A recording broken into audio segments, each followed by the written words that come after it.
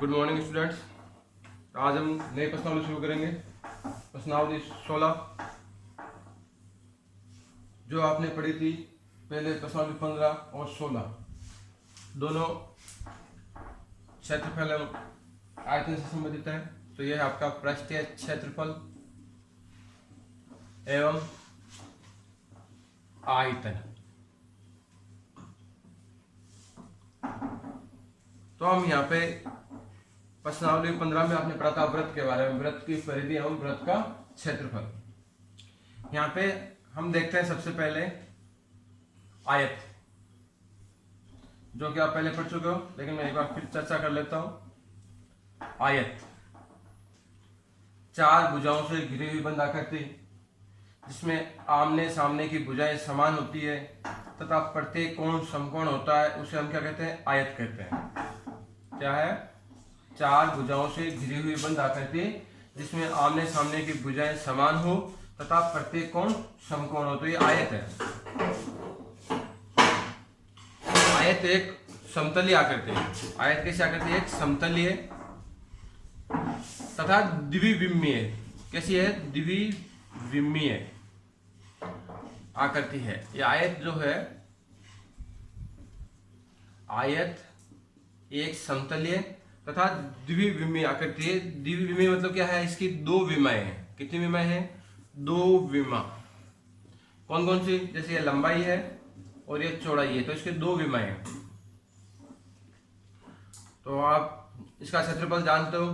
पहले बात कर लेते हैं परिमाप की। आयत का परिमाप, परिमाप जब भी शब्द आए, मैंने पीछे बताया है, परिमाप का मतलब होता है जो भी आकृति है उसके चारों तरफ की बाउंड्री।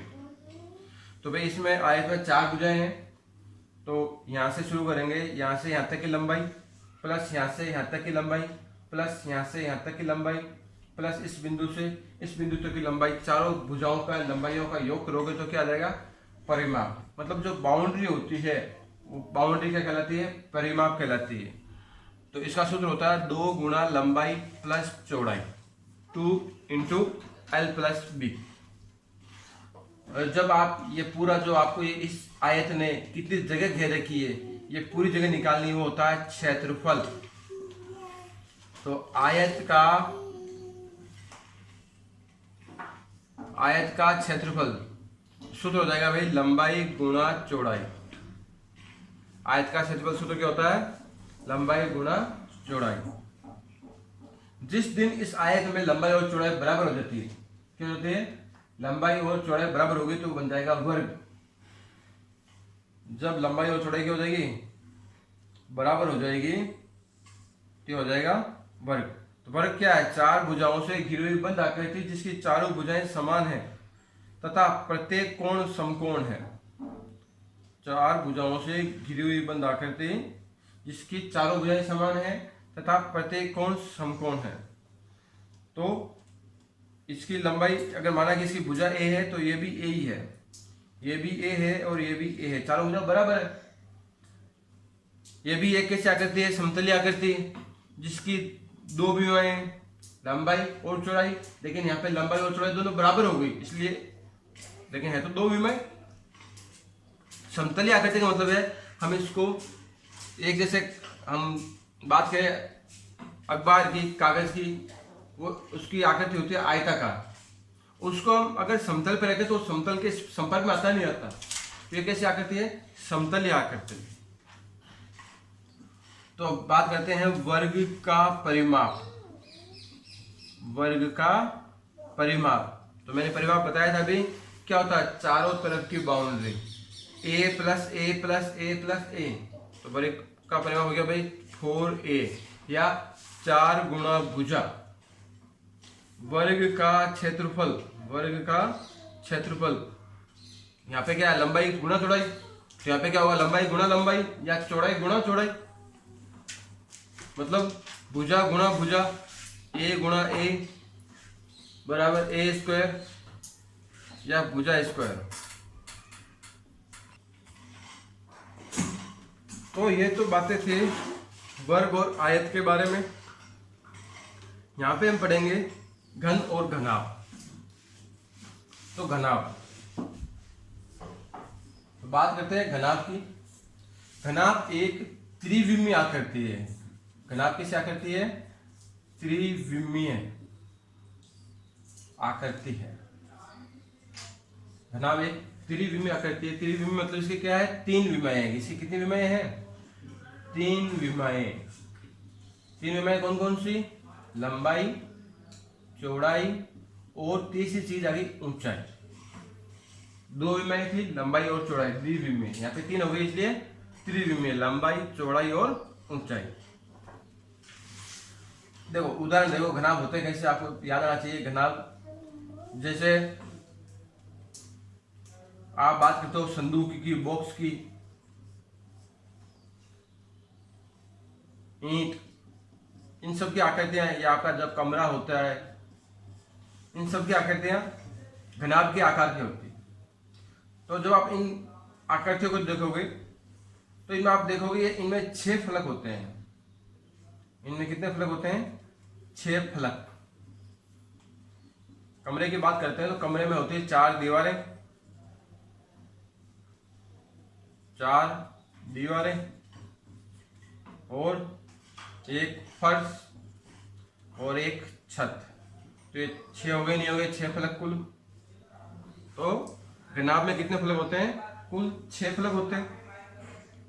इन फलक में क्या होता है? जोड़ा होता है। क्या होता है? जोड़ा। जैसे फर्श और छत ये दोनों समान माप के होंगे, आमने सामने की दीवारें समान माप की होगी।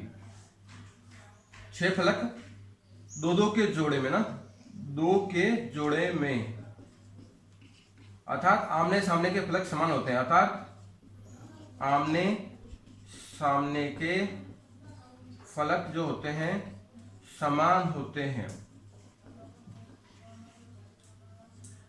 घनाभ के फलक होते हैं आयताकार। घनाभ के फलक कैसे होते हैं? आयताकार। सभी आयताकार हो ऐसा जरूरी नहीं है, उसमें कुछ वर्गाकार भी हो सकते हैं, लेकिन सभी वर्गाकार होंगे तो घन बन जाएगा। सभी, तो ये 6 फलक है। 6 फलक, इनके जो फलक होते हैं वो आयताकार होते हैं। कैसे होते हैं? आयताकार फलक। कैसे फलक होते हैं? आयताकार फलक होते हैं। तो इसमें मैंने बताया 6 फलक होते हैं, 2 2 के जोड़े होते हैं, तो आपके जोड़े बनेंगे 3 फलकों के जोड़े बनेंगे। क्या बनेंगे? 3 फलकों के जोड़े, 3 जोड़े बनेंगे। अब 3 जोड़ों में क्या है? तीनों जोड़े आयताकार हो सकते हैं। 2 जोड़े आयताकार, 1 वर्गाकार, 1 वर्गाकार, 1 जोड़ा आयताकार और 2 जोड़े वर्गाकार, तब भी वो घनाभ ही रहेगा। लेकिन जिस दिन तीनों जोड़े वर्गाकार बन गए, तीनों जोड़े वर्गाकार बनते ही क्या हो जाएगा? वो घन बन जाएगा। फिर वो घनाभ नहीं रहेगा, उसमें लंबाई, चौड़ाई, ऊंचाई तीनों समान हो जाएगी। क्या हो जाएगी? लंबाई, चौड़ाई, ऊंचाई तीनों समान हो जाएगी, तो बन जाएगा घनाभ से घन। तो ये आया आपके घनाभ के बारे में छोटी बेसिक सी जानकारी।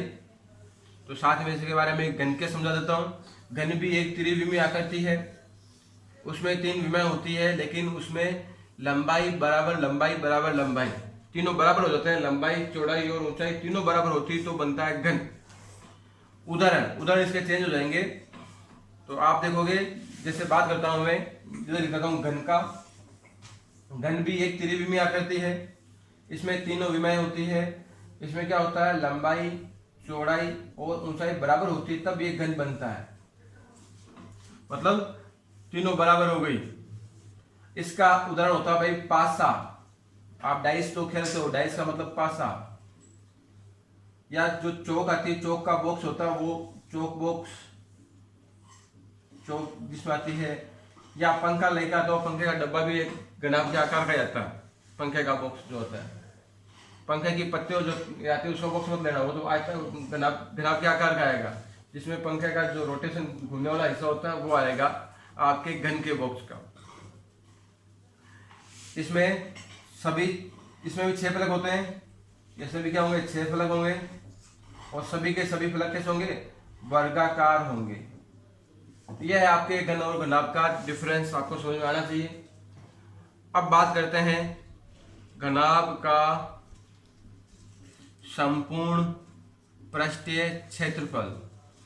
घनाभ का संपूर्ण पृष्ठीय क्षेत्रफल मतलब घनाभ जो है, जो कमरा है, उसके सभी 6 फलकों का क्षेत्रफल, उसके सभी 6 फलकों का क्षेत्रफल आप निकालोगे तो इसका सूत्र होता है 2 गुणा लंबाई गुणा चौड़ाई प्लस चौड़ाई गुणा ऊंचाई प्लस लंबाई गुणा ऊंचाई। घनाभ का वक्र पृष्ठीय क्षेत्रफल भी कभी कभी पूछा जाता है, या इसको दूसरे शब्द में बोलते हैं कमरे की चारों दीवारों का क्षेत्रफल। कमरे की चारों दीवारों का क्षेत्रफल, इसका सूत्र होता है भाई 2 गुणा लंबाई प्लस चौड़ाई गुणा ऊंचाई। घनाभ का आयतन, आयतन कमरे में कितने विद्यार्थी बैठेंगे या कमरे में कितनी ईंटें रखी जा सकती है, ये चीजें ज्ञात करनी है तो आप आयतन ज्ञात करते हो। तो घनाभ का आयतन सूत्र होता है लंबाई गुणा चौड़ाई गुणा ऊंचाई। तो 3 सूत्र याद करना है। घनाभ का संपूर्ण पृष्ठीय क्षेत्रफल 2 गुणा लंबाई गुणा चौड़ाई प्लस चौड़ाई गुणा ऊंचाई प्लस लंबाई गुणा ऊंचाई। कमरे की 4 दीवारों का क्षेत्रफल 2 into L plus B into H. घनाभ का आयतन L into B into H. एक और होता है घनाभ का विकर्ण। घनाभ का विकर्ण under root L square plus B square plus H square. अगर यही बातें इसमें करें तो घन का संपूर्ण पृष्ठीय क्षेत्रफल सूत्र होगा भाई 6 गुणा भुजा स्क्वायर, 6 इंटू भुजा स्क्वायर। अगर आपका घन का वक्र पृष्ठीय क्षेत्रफल पूछे, घन का वक्र पृष्ठीय क्षेत्रफल या घनाकार कमरे के 4 दीवारों का क्षेत्रफल तो हो जाएगा 4 गुणा भुजा स्क्वायर। घन का आयतन, घन का आयतन का सूत्र होता है भाई भुजा क्यूब। घन का विकर्ण तो हो जाएगा भाई अंडर रूट 3 गुणा एल, अंडर रूट 3 गुणा ए, कुछ भी ले लो, अंडर रूट 3 गुणा भुजा, सीधा है अंडर रूट 3 गुणा भुजा, जो भुजा दी हुई वो भुजा जाएगी। तो ये आपके घन और घनाभ से क्षेत्रफल के और आयतन के सूत्र, इनका आपको प्रश्नावली 16.1 में उपयोग लेना है और प्रश्नावली हल करनी है। अब देखते हैं हम प्रश्नावली हल करें।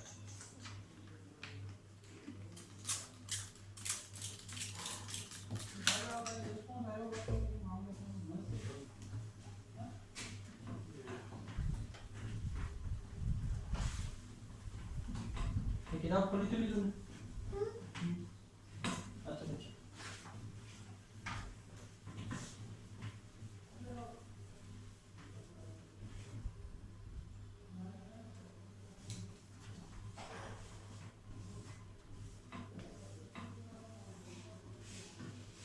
देखते हैं प्रश्न नंबर 1 क्या है।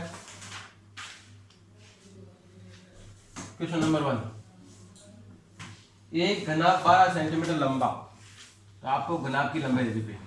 घनाभ की लंबाई 12 सेंटीमीटर, एक घनाभ 12 सेंटीमीटर लंबा है, 9 सेंटीमीटर चौड़ा है, 9 सेंटीमीटर चौड़ा है और 5 सेंटीमीटर ऊंचा है, 5 सेंटीमीटर ऊंचा है।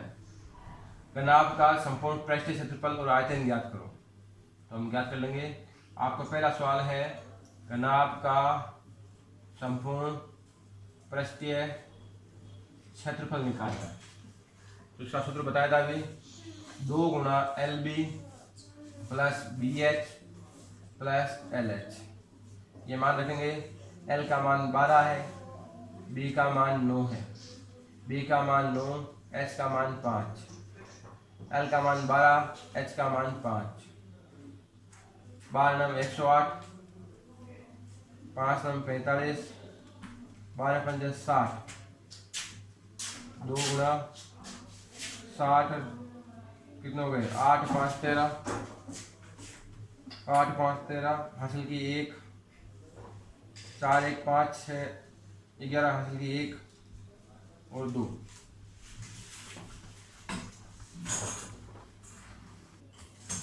तो इसको गुणा करेंगे तो 426 वर्ग सेंटीमीटर आ जाएगा घनाभ का संपूर्ण पृष्ठीय क्षेत्रफल। अब हमें ज्ञात करना है घनाभ का आयतन।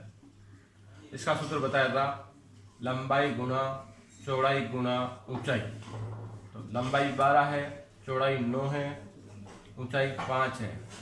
तो आपका हो गया 12 9 108 गुणा 5 सेंटीमीटर क्यूब। 5 8 40 और 5 एकम 5 घन सेंटीमीटर इसका हो जाएगा आयतन। प्रश्न नंबर 2, तीनों घन की भुजाएं, घन की 3 भुजाएं पे तो क्या है? फर्स्ट घन की भुजा, फर्स्ट घन की भुजा है आपके 8 सेंटीमीटर, दूसरे घन की भुजा है आपके 6 सेंटीमीटर और तीसरे घन की भुजा है आपके 1 सेंटीमीटर। दूसरे घन की भुजा, तीसरे घन की भुजा। आपको 3 घन दिए हुए हैं, तीनों की भुजा दी हुई है।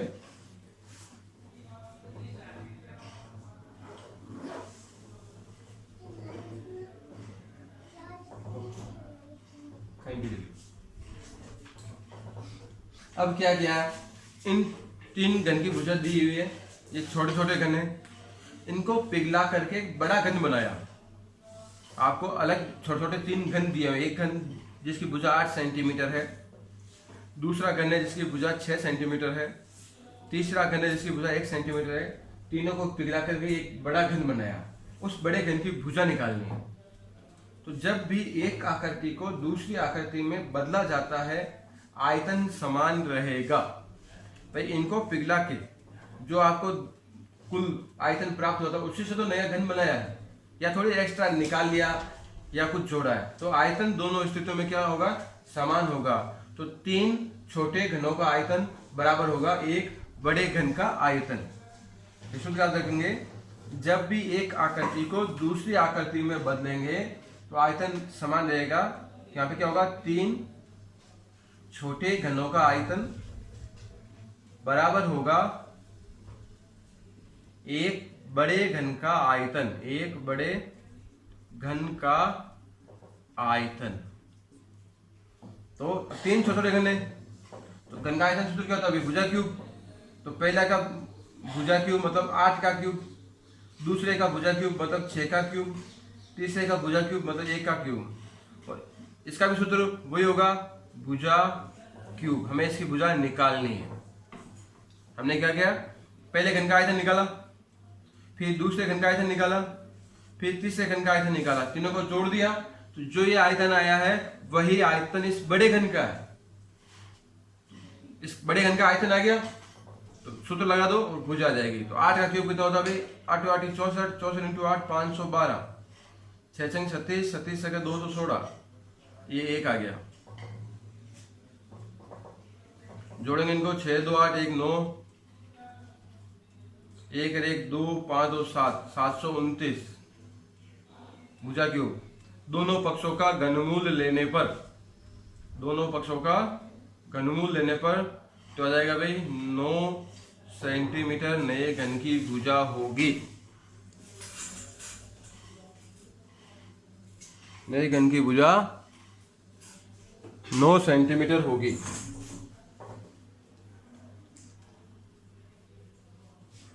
इन तीनों को जोड़ेंगे तो आएगा 729 बराबर भुजा क्यूब। और जब घनमूल लेंगे तो आ जाएगी भाई भुजा बराबर 9 सेंटीमीटर। 9 को 3 बार गुणा करोगे, 9 गुणा 9 गुणा 9 तो 729 आएंगे। घनमूल अगर निकालना नहीं आता तो आप इस प्रकार से निकालेंगे, 729 घनमूल निकालना है, भाग देंगे 3 का, 3 दूनी 6, 3 चौक 12, 3 3 9, 3 8 24, 3 एकम 3, 3 दूनी 6, 2 बचेंगे, 7 3 21, 9 3 27, 3 3 9, 3 का भाग 3 में 1 बार। जब वर्गमूल निकालते हो तो 2 2 के जोड़े बनते हैं, घनमूल निकालोगे तो 3 3 के जोड़े बनेंगे। ये एक जोड़ा बन गया, ये दूसरा जोड़ा बन गया। तो 2 जोड़ा है, मतलब एक जोड़ा इसमें से लिया हमने, इसमें से एक 3 लिया, तो 3 गुणा 3 कितना आ गया भाई? 9 सेंटीमीटर। तो आपको क्या करना है, पहले अभाज्य गुणनखंड करने हैं, फिर 3-3 के पेड़ बनाने हैं, 3-3 का जोड़ा बनाना है, तो उसका क्या आ जाएगा? घनमूल।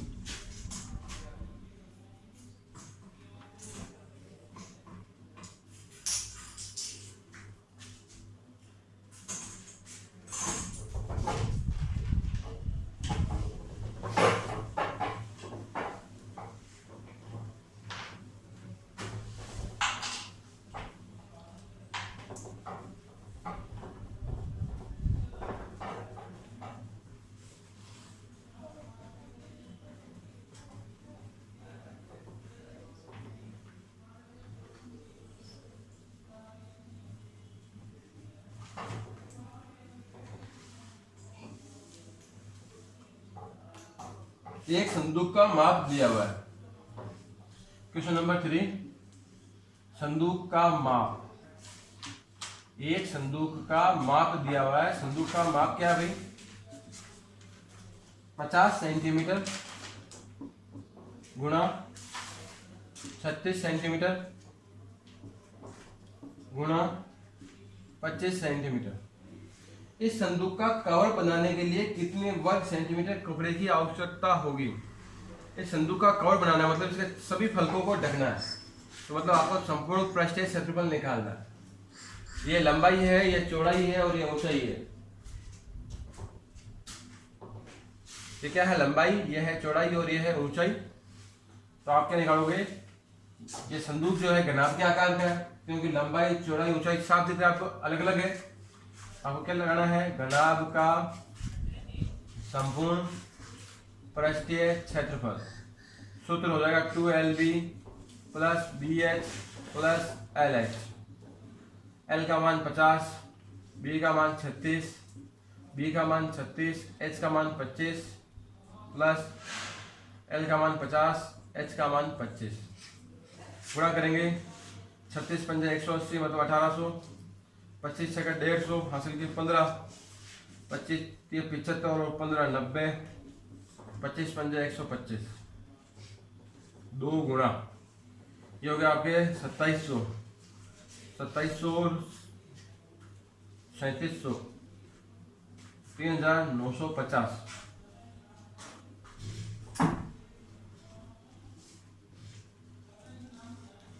इनमें गुणा करेंगे, 5 दूनी 10, हासिल की 1, 9 दूनी 18, 19, हासिल की 1, 3 दूनी 6, 1 7 वर्ग सेंटीमीटर।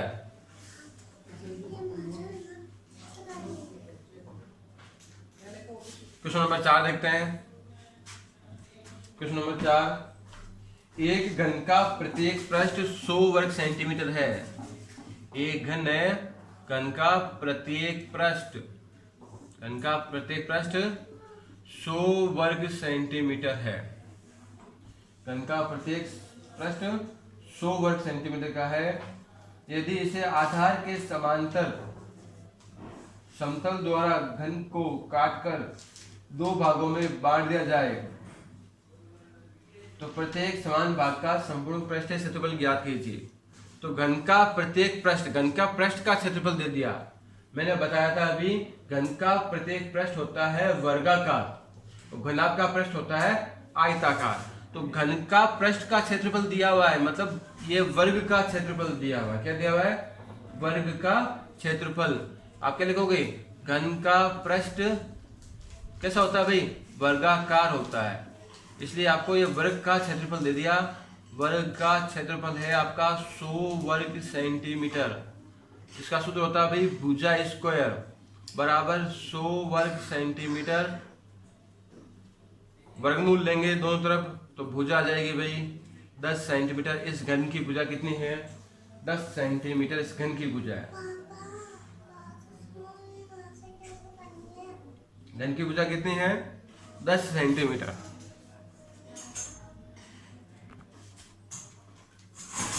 तो घन की भुजा आ गई आपके 10 सेंटीमीटर। अब क्या है? इस घन को, ये घन आपका, इस घन को आधार के समांतर यहां से क्या किया? भुजा 10 है, मतलब ये लंबाई 10, चौड़ाई 10, ऊंचाई 10, सब 10 है। इसको बीच में से, जैसे आपका एक घन है, इसको बीच में से यहां से काट दिया, ये लंबाई 10 थी, यहां से काट दिया तो अब लंबाई कितनी हो गई? इसमें कोई फर्क पड़ा क्या? इसमें कोई फर्क पड़ा? तो जब आप घन को आधार के समांतर दो भागों में काटोगे तो इसकी ऊंचाई आधी हो जाएगी। जब घन को आधार के समांतर दो भागों में काटेंगे तो लंबाई व चौड़ाई अपरिवर्तित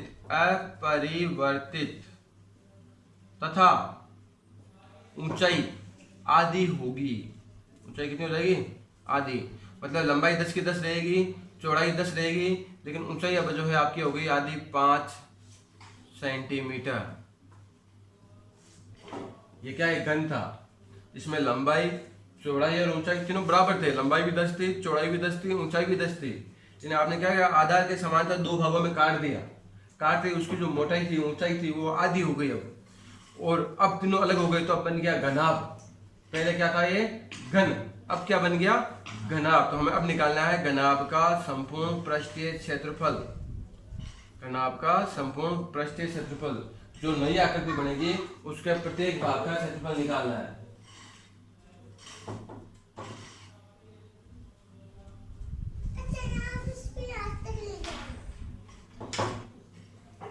तो 2 गुना एल बी, एल का मान 10, बी का मान 10, 10 गुना 10 हो गए 100, 5 दही 50, इसको गुणा करेंगे 5 दही 50, तो 50 50 100 100 200 400 वर्ग सेंटीमीटर इसका क्षेत्रफल आ जाएगा।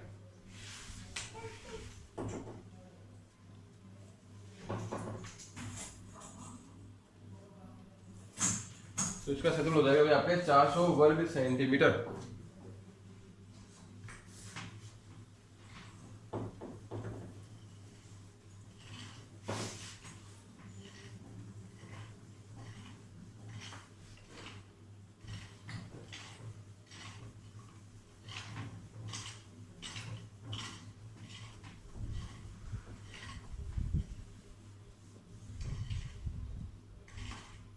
आगे देखिए प्रश्न नंबर 5। बगैर ढक्कन का एक बक्सा 3 सेंटीमीटर मोटी लकड़ी का बना हुआ है। लकड़ी की मोटाई 3 सेंटीमीटर है। बाहरी लंबाई इसकी है 146 सेंटीमीटर, बाहरी चौड़ाई इसकी है 116 सेंटीमीटर, और ऊंचाई है इसकी 83 सेंटीमीटर।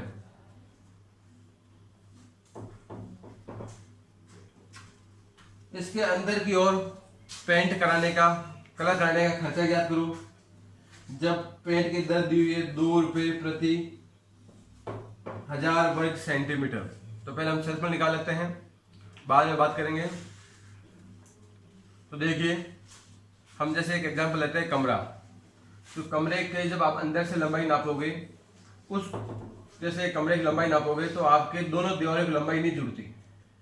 जब कमरे की लंबाई अंदर से नापोगे तो दोनों जो दीवारें हैं उनके अंदर का हिस्सा नापोगे, और जब बाहर का नापोगे तो दोनों दीवार, जितनी दीवारें मोटी है वो लंबाई ऐड हो जाती, नहीं हो जाती?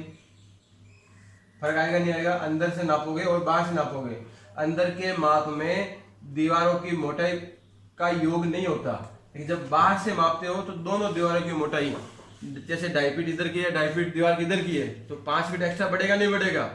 तो वैसे यहाँ पे हो रहा है, लकड़ी का बॉक्स है जिसकी बाहर से लंबाई दी हुई है 146 सेंटीमीटर है, तो एक जो साइड है उसकी लकड़ी की मोटाई 3 सेंटीमीटर है। ये लकड़ी है, इसकी मोटाई यहाँ से 3 सेंटीमीटर है, और दूसरा ये लकड़ी की मोटाई इधर भी 3 सेंटीमीटर है। अब हमें अंदर की चाहिए, तो अंदर की तो ये यहाँ तक ही आएगी। आपको माप कहाँ से दिया हुआ? यहाँ से यहाँ तक का दिया हुआ, तो 3 इस साइड का और 3 दूसरी साइड के, मतलब 6 सेंटीमीटर आपको माइनस करना होगा, तब आपको अंदर की लंबाई आएगी, क्योंकि हमें जो कलर करवाना है वो अंदर करवाना है। तो बाहर की लंबाई 146 है, तो अंदर की लंबाई कितनी होगी भाई? अंदर की लंबाई 146 में से हमने 6 सेंटीमीटर घटा दिए, तो 140 सेंटीमीटर। समझ आ गया? जैसे ये एक था इस प्रकार से, दूसरा इसके प्रकार इस ऐसे है। तो ये मोटाई है 3 सेंटीमीटर की, ये भी मोटाई है 3 सेंटीमीटर की। बाहर का माप आपको ये माप दिया हुआ है, ये 146 सेंटीमीटर है। तो हमें अंदर का माप चाहिए, तो इधर से 3 सेंटीमीटर और 3 सेंटीमीटर हम माइनस कर देंगे। इसी प्रकार से अंदर की चौड़ाई सेम 116 माइनस 6 मतलब 110 सेंटीमीटर। ऊंचाई, अब ऊंचाई में ऊपर से तो बॉक्स खुला हुआ है ही नहीं, तो सिर्फ 3 माइनस होगा। क्या होगा? 83 माइनस 3, सिर्फ नीचे का जो फर्श है वही मोटाई माइनस होगी, ऊपर से ओपन है इसलिए माइनस नहीं होगा। तो 83 माइनस 3 80 सेंटीमीटर। तो पहले आपको क्या करना है, इस घनाभ के अंदर कलर करवाना है, तो आपको अंदर की लंबाई, चौड़ाई और ऊंचाई निकालनी। अब हमें इसके ऊपर कलर करवाना है, मतलब हमें चाहिए इस घनाभ का क्षेत्रफल। इस घनाभ में एक शर्त है, घनाभ ऊपर से खुला हुआ है। हम जो लिखते हैं घनाभ का संपूर्ण पृष्ठीय क्षेत्रफल, वो होता है 6 फलकों का क्षेत्रफल। लेकिन यहाँ पे ये ऊपर से खुला है, तो कितने फलक है? 5 फलक। अब हमें 5 फलकों का क्षेत्रफल निकालना है, जबकि हम सूत्र जानते हैं 6 फलकों का, जबकि एक फलक तो है ही नहीं इसमें। तो हमें क्या करना होगा, अगर 5 फलकों का क्षेत्रफल चाहिए तो 6 फलकों के क्षेत्रफल में से एक फलक का क्षेत्रफल माइनस करना होगा। हमें क्या चाहिए, हम लिखते हैं पहले लकड़ी के बॉक्स का आंतरिक क्षेत्रफल। लकड़ी के बॉक्स यानी संदूक का आंतरिक क्षेत्रफल कैसा आएगा? तो हम निकालेंगे बॉक्स का संपूर्ण क्षेत्रफल, बॉक्स का संपूर्ण पृष्ठीय क्षेत्रफल माइनस कर देंगे ऊपरी सतह का क्षेत्रफल, माइनस कर देंगे हम ऊपरी सतह का क्षेत्रफल। तो इसका सूत्र होगा भाई 2 गुणा LB plus BH plus LH।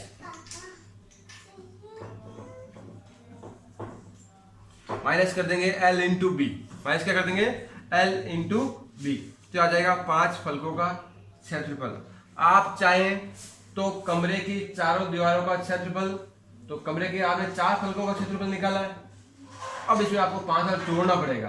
तो यहाँ पे क्या कर देंगे, हम लिखेंगे बॉक्स की चारों दीवारों का क्षेत्रफल प्लस आधार का क्षेत्रफल। 2 तरीके हैं, 4 प्लस 1 या 6 माइनस 1। आपको 5 फलकों का क्षेत्रफल निकालना है। तो मैं यहाँ पे ये काम ले रहा हूँ, तो आपकी इच्छा हो तो आप चेंज कर लेंगे। यहाँ पे क्या हो जाएगा, 2 गुणा L आपकी 140 है, B 110, वापस B 110, H 80, L 140, H 80 minus 140 गुणा 110, 2 11 चौक 44, हासिल की 4, 11 कम 11 4 15, 11 8 88, 14 8 112,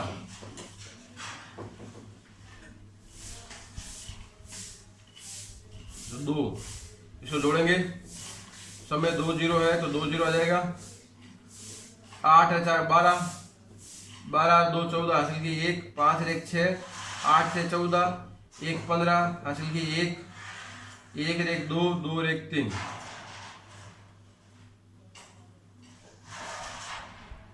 माइनस 15,400। ये हो जाएगा भाई 70,800 माइनस 15,400, बाकी निकालेंगे 00 आ जाएगा। 8 में 4 गए 4, 10 में से 5 गया 5, 6 में से 1 गए 4 वर्ग सेंटीमीटर। अब हमें इसमें कलर करवाना है, कलर का दिया हुआ है। पेंट की दर है 2 रुपए प्रति 1000 वर्ग सेंटीमीटर, तो 1000 वर्ग सेंटीमीटर पर पेंट का खर्च, पेंट का खर्च कितना भाई, 2 रुपए। 1 वर्ग सेंटीमीटर पर पेंट का खर्च तो हो जाएगा भाई 2/1000 रुपये। तो 45,400 वर्ग सेंटीमीटर पर पेंट कराने का खर्च हो जाएगा 2/1000 गुणा 45,400। 2 जीरो से 2 जीरो काट लेंगे, गुणा कर लेंगे, 4 दूनी 8, 5 दूनी 10, 1, 4 दूनी 8, 1 9, 10 का भाग देंगे तो 90 रुपये 80 पैसे इसकी कॉस्ट आ जाएगी।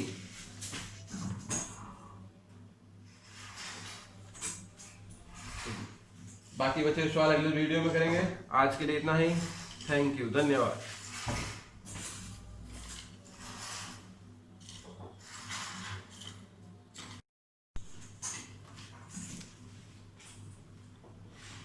तो उसका माइनस करेंगे, 00, 8 - 4 4, 10 - 5 5, 6 - 1 5। आपको दिया हुआ है पेंट की दर है 2 रुपये प्रति 1000 वर्ग सेंटीमीटर। 1000 वर्ग सेंटीमीटर क्षेत्र पर पेंट कराने का खर्च वो है 2 रुपये। 1 वर्ग सेंटीमीटर क्षेत्र पर पेंट कराने का खर्च